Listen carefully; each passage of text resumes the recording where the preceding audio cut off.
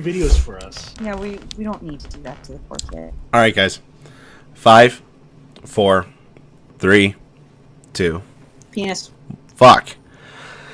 Hello and welcome to the Writer's Workshop, where we take your user-submitted stories from our FimFiction group and narrate them and critique them with our guest authors. This week we have Milk with us.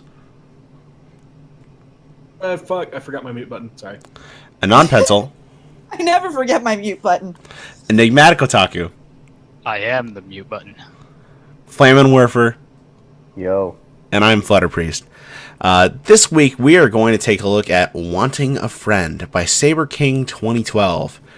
It's rated E, it's got about 433 reads, it's an Equestria Girl story, and it's sad. Apparently the story was made popular, and its description is very short. It says, everyone wants at least one friend in their life, but Marble just can't find one. Pinky noticed this and tries to make her feel better the only way she knows how. So, in this story, we're going to have Flamin' Werfer narrate all of Marble's lines, and then Enigma is going to read all of Pinky's lines. Can I just say that that is the most anime picture of Marble I've ever seen in my life. It's so anime. It's so. It's like she's saying, Baka.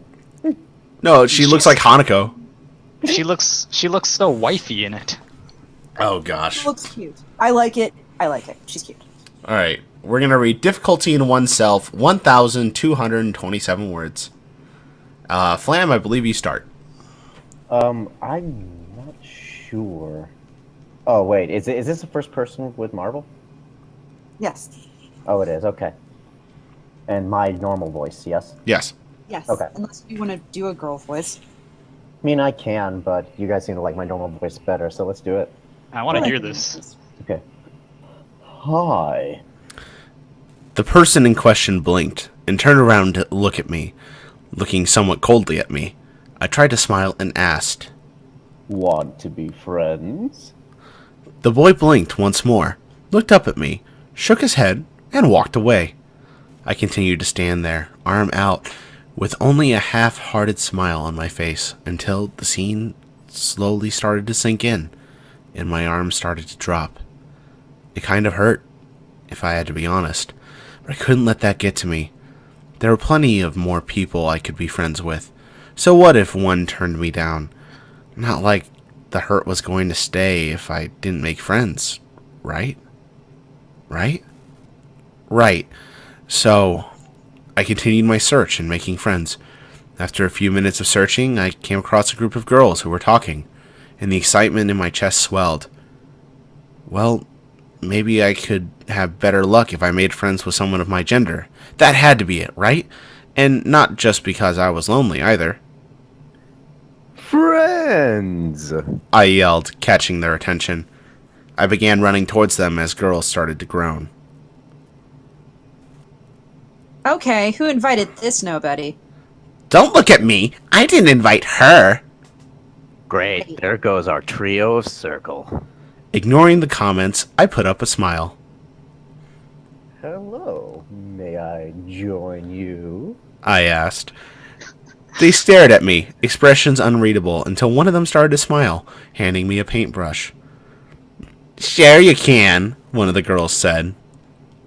I was too delighted to see most of them walking away from the table they were at. Oh, that's good. Wait, where are you going? I asked, watching as they left one by one. I didn't get an answer except for one, to which one of them shouted. Get away from you! Which really broke my heart. I stared at their retreating backs, the paintbrush still in hand, and before I realized it, a tear slipped down my gray cheek. Blinking, I wiped away the tear and stared at it. I didn't even know it felt so cold to cry. A soft roar of thunder was heard in the background, waking me from my dazed thoughts. Looking up, I took note of the dark, angry clouds that threatened to rain down on me. So I dropped the paintbrush and started to run home, still silently crying. I should go make dinner. Sis must be hungry right now. If I could feel my heart right now, It would be heavy with grief. Bitterness and envy swelled, but I pushed that aside. That was my sister. I shouldn't be jealous of her just because she is well liked than me. I mean, it's not like she has a likable personality and I didn't. It wasn't like she could be more relatable than I was. It wasn't like she couldn't just put on a smile and fill the room with more energy than I could. I stopped and fell down on the sidewalk as the rain kept pouring down on me, overflowing my tears in the process. Who am I kidding? I was lying to myself, and I knew it. She had the personality that everyone loved. She's more outgoing and could speak her mind where I could not. I should be happy for her, but then, why am I so sad? I should be supportive, but I'm blaming her for something that's not her fault. Not her fault. I got back up and ran home once more. After about a few minutes of running, I arrived home. I opened the door and walked inside, still soaked. Maybe that was the problem? Maybe I just needed a personality change, since mine clearly wasn't working, while hers... Oh, there I go again. Always brining her into something that wasn't even remotely her fault. I'm being a terrible sister. Maybe I'd be a terrible friend to have too. Maybe that's why nobody likes me. Because I was an overall terrible person who can't even... Hey, Marble, why the long face? Besides the obvious, I mean. A voice said, breaking me out of my cold train of thought. Blinking, I stared incredulously at her, who had a bottle of ketchup in her hands. I felt bitter anger rising inside my chest, a voice inside my head screaming at the unfairness of it all. Oh, it's nothing, sis. Just the typical everyday life of little old me. I said, but my voice was laced with sarcasm that she instantly picked up on, and anything funny or speech she was about to say to lighten up the mood evaporated. Weren't you out trying to make friends? She asked, concern flowing in her voice. It's a little hard to make friends when no one wants to be your friend. I scoffed, folding my arms. I didn't notice at first, but tears were starting to form in my eyes. Now, if you'll excuse me, I have to make dinner. What's for dinner? I don't know, hot dogs or something, whatever I feel like cooking. I said, walking away from her. I knew it was mean and out of character for me, but I just don't understand why I'm like this. I started to make dinner, absent-minded in the process. It wasn't until I got a tap on the shoulder when I snapped out of it. Hey, check this out. I got us a game to play. She said, holding up a book full of puzzles and crosswords. I just gave her a look, neither out of anger nor sadness. Pinky, those games are only one player. I know, but I went ahead and made copies, so I thought it'd be fun to do some kind of word search together. After that, watch some of our favorite TV shows. She said, giving me a wink. Despite how I was currently feeling, I could feel my mood changing. Just slightly. Think we we can get... Oh, that's you. Shit, sorry. Think we could get some ice cream after? I want sprinkles on mine. She said, with a slight giddy tone in her voice. I couldn't help but chuckle at that. Despite being slightly older than me, and everything about her, she was still a kid at heart. Sure, anything you want. I said. I couldn't help but smile. Thanks, Pinky. But now I've got to remake dinner since there's no water in the pan. I said, and immediately rushed into the sink to start over. Pinky couldn't help but laugh at that. I was so easy to cheer up with her, but I hated it every time I was hurt, because when I was hurt, deeply, she would stop and do anything to make me happy, and that was something I couldn't do in turn. I was so lucky to have a wonderful big sister like her. Author's note. Within everyone exists both the needful and the needed. You know that the needful exists in you. Your own dissatisfaction tells you so, but you believe the needed is somewhere outside of you. So, that's the story. Formatting, grammar. Oh man, that hurt for me. Reading the story out loud was actually difficult. because of some of the grammar issues, and I really, really want some indented paragraphs here. Are you saying you have some regrets? I have raggets. Enigma and Flam, you write a lot of Marvel. What do you think as far as her characterization and as far as the story goes? If I'm just analyzing the characterization that's portrayed here, I have to say it's actually quite spot on. I must say that. The reason I say that is because it's not just she's shy, it's not just that she's socially awkward. It is, in fact, the almost trying to justify why she's in the position that she is, because it's usually it's her fault. The just borderline self-hate that comes with her personality. She's self-aware of her personality, and that's actually a hard thing to pull off. And I think it was done well here, aside from the grammar and formatting issues.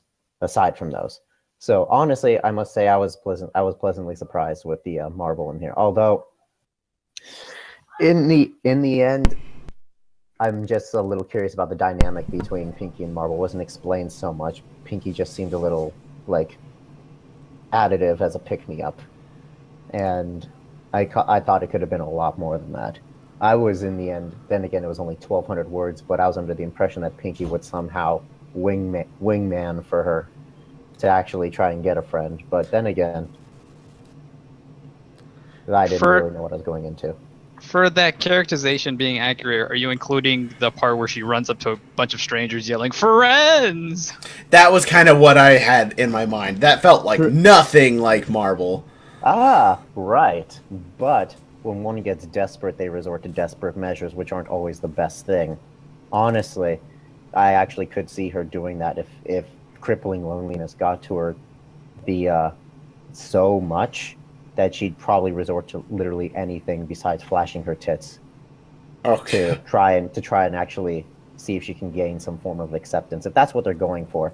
Well, that's a story idea. I would love a story where she walks up to a group of people, they refuse to acknowledge her because they're just forcing themselves to ignore it, and all of a sudden she just like snaps, lets her, she's like, "Fine, are we friends now?" And then they just stare at her. You know, that would actually be a different story idea. Like, no one wants to be her friend. Finally, something just snaps in her head, and she just stops giving a single shit. Like, I know there's a couple of stories about Twilight just not giving a shit, because she's the prime example of that, of just like someone who's so rigidly like structured, just starting to lose any form of cohesion. But Marvel would be an interesting person, or an interesting pony to give no shits anymore. You could do it. You could.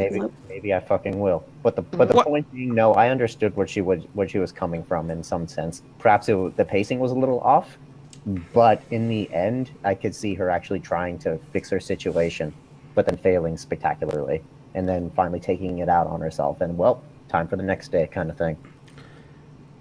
So in the end, aside from the structural issues, I thought her personality was actually fairly well done.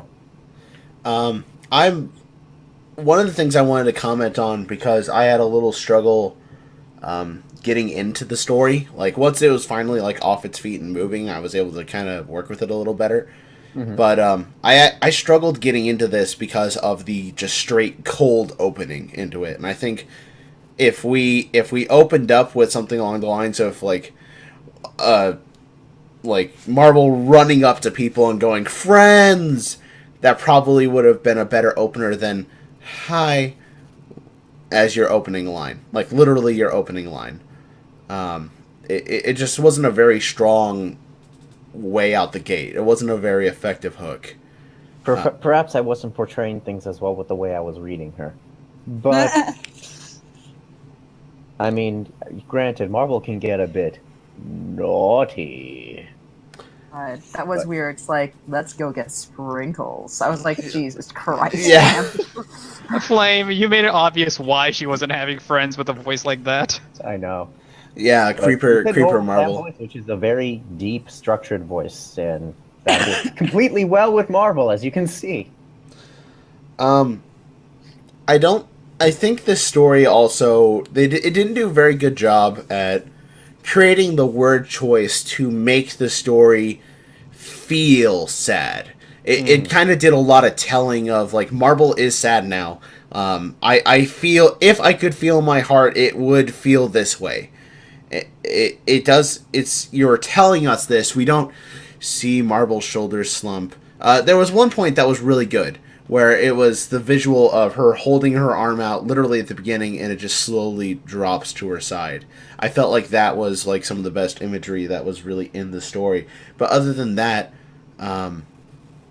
it was kind of this, there are tears in her eyes now, rather than showing the sadness really well. I feel like if there was more showing rather than telling, it could have felt sadder. Otherwise, this just feels like a normal slice of life piece to me. Certainly. And as One I other, said- one other thing. She falls down, and conveniently, rain starts happening. the trope. The rainy trope. Milk, what did you think? Maybe. I don't know. I don't think I really want to have opinions on this story. It's like this with every one of these stories, Milk. You're just like, you come here on the day of my daughter's wedding to ask me this opinion. You want an opinion on this? Fuck me, Milk. Jesus. I don't know what else to tell you. I mean, I'm sitting here listening to it like, Jesus Christ. Why would they write this? Why would I'm any calling you Godfather now? Like, I just really love that you are the admin, the head admin of the Good HIE list, and every time we read a story, you're just like, why would someone write this? It's something I have to ask a lot, you know. I mean, So- what if we did this on like My Little Dashie or something? Would you be like, this story is trash? It probably is at this point. I would agree with you. That's the thing. It's kind of a shit story, but it's just that it's that one iconic HIE story that you can't get rid of. We're talking about this story, so But this Yeah, one's just no. terrible. well, let's do this. Name one thing, and every single story has something. So I challenge you. Name one thing in this story that works well. This story ended. Wow. Oh, come on, Noah. Do better. Jesus Christ. Do better. Name one thing in this story that is done well. I'm going to be honest. What really struck out to me was I continued to stand there, arm out, with a half-hearted smile on my face until the scene slowly started to sink in and my arm started to drop. That created a very vivid picture to me on how she was beginning to just decompress after she built herself up. That told me a lot through showing rather than telling, and made that particular line stick out to me. I felt like that See, was that's what well you done. mean. You can always find at least one line where I'm like, salvage this line, put it in another story. Like, there's always something in a story that you can do that with. That was a nice line, and the imagery brought through was very well done. Just it feels like out of that's like the one good thing for the whole story, though. Well, good. No, take that though. Take that and express that too. That's something you can do. Because I agree with you almost entirely, Milk. I feel like there was a conflict presented here that nothing was done with. Nothing happened. That I have to agree with, which is what I presented later. That's why I think Pinky could have almost had no part in the story, and I probably would have felt the same. Like, Literally nothing happened. I honestly thought that there Pinky was... the. Go ahead. No, you go ahead. Go ahead. I felt like there was going to literally be a rain cloud moment where, like, some boy holds an umbrella over her and pulls her out of the rain like one out of my Japanese animes. That's what I felt like the story was leading up to. And, But and then she starts bouncing on him and screaming anime shit. I mean, you Yeah. could have put this in this beautiful little bubble if it would have ended, honest to God, with Pinkie Pie being like, well, you'll always have one friend, and then, like, hugging her. Yeah, that's where I expected it to go. Conflict! Sorry. I was getting too much of an anime vibe. You were right, Priest. Like when she was running up to those people yelling "friends," I imagine her skirt was flying all over the damn place. And it's fine to be influenced by anime. Like, that's not a problem. It just doesn't feel like there was any... It doesn't feel like anything happened here. It's not like there wasn't any... It's not that there wasn't anything new. It's just literally there was a problem, and then it didn't get resolved, so there's no closure. And I was along for the ride. I was, because the conflict was established. Very simple conflict. Marble can't make friends. She tries. She's really, really bad at it. And she feels bad about it. And the internal monologue is sometimes good, and sometimes it's really heavy-handed, and who talks to themselves this way? If you do, that's fine. Just, it doesn't feel very true to what it's like when you actually talk to yourself. And then we get to the point where the Pinky comes into factor, and we can really tell that Marble's having problems with how she's feeling, and she feels inferior to her sister. That's really well established. And then she doesn't admit to Pinky that she's feeling inferior. Pinky doesn't offer her any help. That could have been an amazing conversation. Yeah, you've set yourself up for so many things. I was along for the ride. I was like, all right, you've set this up. Do something. Nothing was done. This could go a lot of great places if it didn't just end with her biting her tongue, failing at making dinner, and saying, yeah, we can go get ice cream. And honestly, I don't think it was in Pinky's character to just say, oh, okay, she'll be like, is something wrong, Marble? No. Okay, let's do ice cream and shit. Crosswords! Yeah, I thought she would actually take the time to ask her. I think that's more in Pinky's character, is to try and root out the cause of unhappiness and turn that frown upside down, as per her fucking smile song. She might just try to cheer her up, but even then, like, she didn't do a very good job of that. So Fucking Pinky. One of the reasons I agree with Milk is that by the end of this, I was wondering the point of this story, why it had been written in the first place. And I agree completely. But just on the analysis of Marble, I just thought she personally was well done. But the story itself, it did its job. But yeah, I was left lacking. Her dialogue is so bitter. She reads as so bitter when she's talking to Pinky. It almost feels like a catharsis piece in some ways. It kind of does. Traditionally, when you're boiling hot dogs, you boil them in a pot, not a pan, right? You can actually, it's faster if you do it in a pan, just so you know. Cooking tip of the day. Also, I've totally just, like, greased the bottom of a pan and like, pan-fried hot dogs. Why are we talking about hot dogs? This is about the story. Okay, anyway. Point is, good setup, poor execution at the end of the day. So... It amounts to nothing. Does anyone have any closing thoughts? Was it just those two living alone? Because she said cooking for her sister, not her family. Who calls their sister sis? Does anyone actually call their sister sis? Where did this come from? I actually have questions. I call my two younger sisters desperate housewives. Who actually says, hey sis? Like, who has ever said, hey sis? Like, sorry. Sitcoms. I mean, I call my sister bitch, but, you know. What if your sister's name is Sis? Marble comes home, walks then I in, would he's still like, call hey Marble! And Marble's like, hey bitch. Instant conflict, sorry. Combine this with the tit flashing. Oh, okay. No, focus. Story time. Sorry. No, this is fine. I like this. Could have done way better. It's not necessarily on the amazing shelf for me. Sorry, but you definitely have an idea for setups, so keep it up. Any other encouraging thoughts for our writer? Any other advice? Keep writing, keep practicing, and try to make sure that you have a point when you write your stories, something you want to prove, and something you want to cement in the mind of your reader. Have something to say. Explore the personality a little more. Yeah. Have the authored note thing be more clear, because I'm kind of lost on that. Oh yeah, that was some cryptic ass shit. Anyway, that read to me like an offshore email. Anyway.